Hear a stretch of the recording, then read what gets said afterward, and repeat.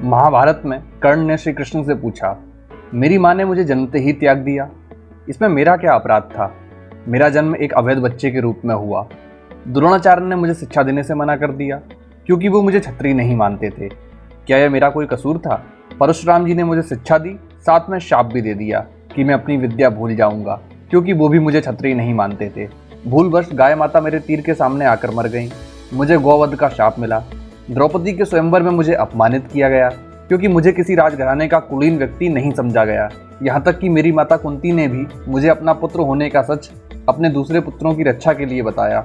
मुझे जो कुछ मिला दुर्योधन की दया स्वरूप मिला, तो ये क्या गलत है अगर मैं दुर्योधन के प्रति अपनी वफादारी रखता हूँ? श्री कृष्ण मंद मंद मुस्कुराते हुए बोले, कर्ण, मेरा जन्म जेल में हुआ था। मेरे पैदा होने से पहले मेरी मृत्यु मेरा इंतजार कर रही थी। जिस रात मेरा जन्म हुआ उसी रात मुझे मेरे माता पिता से अलग होना पड़ा। तुम्हारा बचपन रथों की धमक, घोड़ों की हिनहिनाहट और तीर कमानों के साये में गुजरा।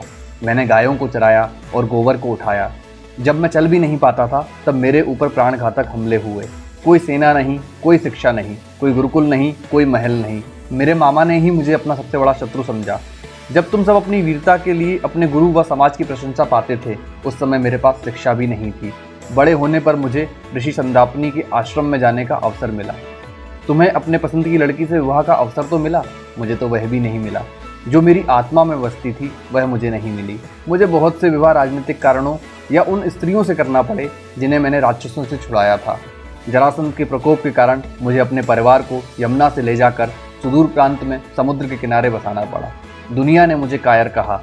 यदि दुर्योधन जीत जाता है तो विजय का श्रेय तुम्हें मिलेगा, और यदि युधिष्ठिर जीत जाते हैं तो श्रेय अर्जुन को मिला। मुझे क्या मिलेगा? मुझे कौरव अपनी हार का उत्तरदायी समझेंगे। हे कर्ण, किसी का भी जीवन चुनौतियों से रहित नहीं। सबके जीवन में सब कुछ ठीक नहीं होता।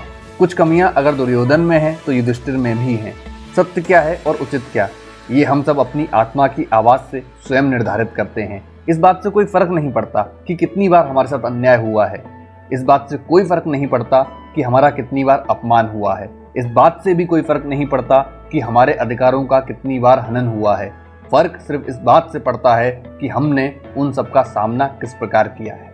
दोस्तों, ये कहानी हमें सीख देती है कि जीवन में कठिनाई सभी के है और उस कठिनाई से आगे बढ़ना ये हम पर निर्भर है। धन्यवाद।